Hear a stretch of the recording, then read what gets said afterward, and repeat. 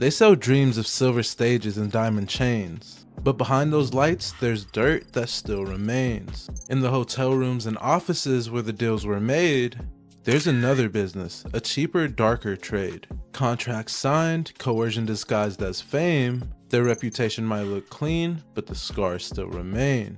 This is the story of greedy power dressed as grace, as well as how some artists were forced to pay just for their place. Now in this video, I'm going to be talking about how some female artists in the music industry are literally controlled by male producers. Now to be fair, not every producer fits this mold, and there are legendary women who've broken the cycle. You see producers like Linda Perry, who crafted hits for Pink and Christina Aguilera.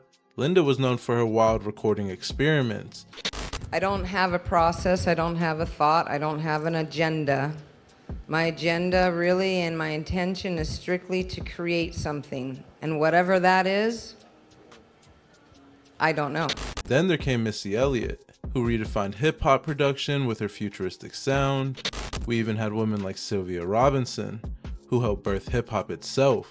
Not only was Sylvia Robinson one of the most influential women in hip-hop, she was one of the most influential people in hip-hop. She founded Sugar Hill Records. She signed the Treacherous 3 and Grandmaster Flash. This is why this woman is so important. She formed the Sugar Hill Gang, and they came out with the first rap song to hit mainstream. Forever we gonna be like the hip, a hip to the hip hop, you hop it, don't stop. Yeah, y'all know that song. That's right, a woman did it.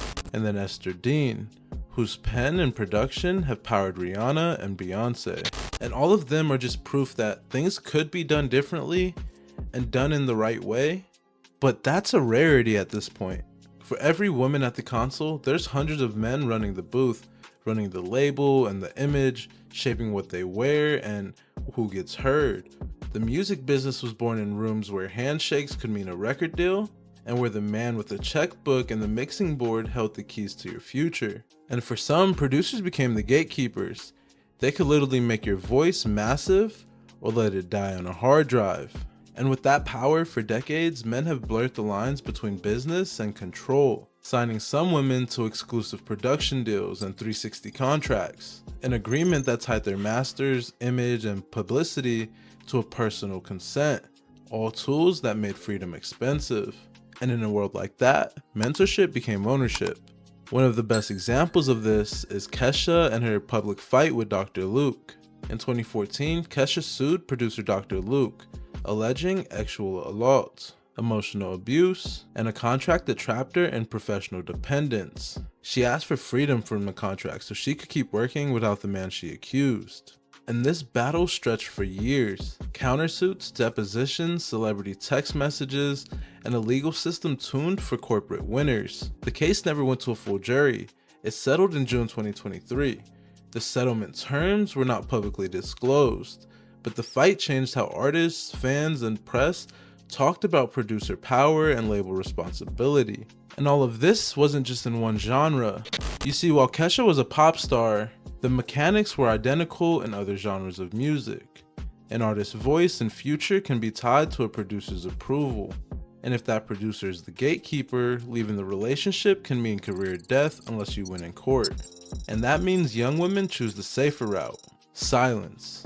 So, according to Rolling Stone, Kesha revealed that she was offered her freedom from Sony, most likely the nullification of her contract with Dr. Luke, if she rescinded her accusations against the producer. Fast forward to the last few years, the allegations against Sean Diddy Combs turned the spotlight from individual abuse to alleged enterprise exploitation. Multiple women, employees, ex-partners, and artists described a pattern of coercion, forced acts, and the use of recordings and threats to control people in his orbit. One high-profile witness, singer Cassie Ventura, testified during federal trial in 2025, describing years of coercion and an alleged pattern of forced sexual encounters, as well as the recordings used to blackmail and control.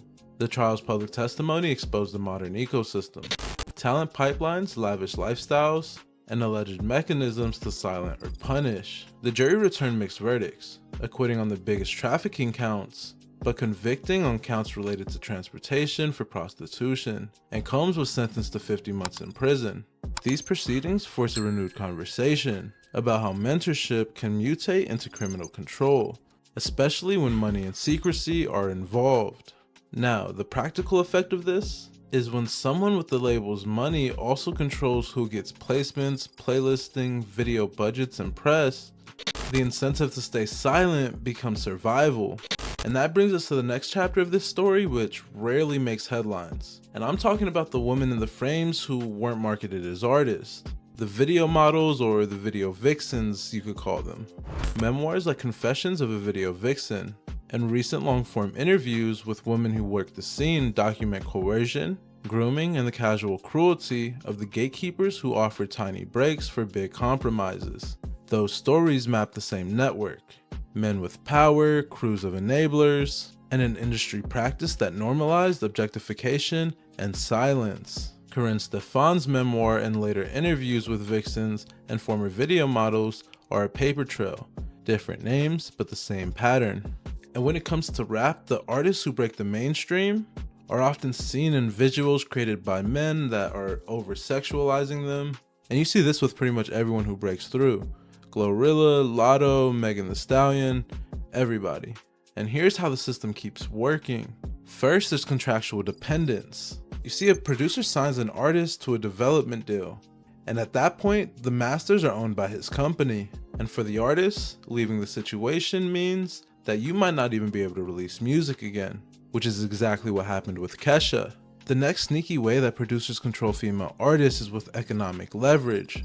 You'll see they'll produce and fund music videos, they'll get you placements, plus a whole lot more. And as you know, nothing in the music industry is free, so that's gonna come at a cost. One of the darker things some producers do is blackmailing you or coming after your reputation. And this is the threats and the recorded acts, kind of like what Diddy was doing. You see, the Diddy proceedings didn't just present the allegations, but they showed how the alleged control was enforced. And then on top of all of that, you have industry inertia. You see labels in the music industry and pretty much everyone in it protects their pockets and their relationships that could make them more money. So some people will see something and just stay quiet completely. You see, telling your story often invites countersuits, NDAs, and career consequences. It all started back in 2014 with Kesha's original lawsuit against Dr. Luke when she accused him of drugging and raping her after a 2005 party. Dr. Luke countersued the same year, denying everything and alleging she defamed him with her public claims. And Kesha faced countersuits and legal hurdles that turned a straightforward plea for freedom into a decade-long legal war. And so many artists never file. Why? Because the machine is set up to punish the whistleblower instead of the alleged abuser, financially and reputationally. You see, the math for an individual artist is just grim. Legal fees, lost momentum, and the label's appetite to shelve a voice that becomes a problem. And again, another great example of this is Kesha's case, which included a defamation countersuit and long litigation. In the 90s to 2000s, we had the rise of the producer, where they thought they were gods. You see, producers like Puff Daddy and Dr. Dre consolidated power over whoever got radio time and which video dropped. In 2018 to 2025, we had the Me Too movement. And it seems like on the regular, we're hearing a new story about coercion or women being mistreated in the industry. And Diddy's case was really the pinnacle of that. Some can say that women in rap might have it the worst. And the only reason is because it's a male-dominated genre. And so there's a lot of guys gatekeeping on the way to the top. And we all hope for change and accountability in these situations, but a lot of times that fails to come. And that's the sad part. This story is ugly because it's about profits, but the good news is one of the only tools we have is our attention. When people watch, link, and talk, the calculus changes, because these artists can't win alone. There are countless female artists enduring some form of exploitation, with no reports of it ever being made. So when you're watching these stars rise, keep an eye out for the men behind the curtain. Ask who's paying for this camera time, whose name is on the contract, and who really benefits when silence is the price of a hit record. If you enjoyed this video, please hit that subscribe button and click right here to see a video just like this one. But in case I don't see you, good afternoon, good evening, and good night. Peace.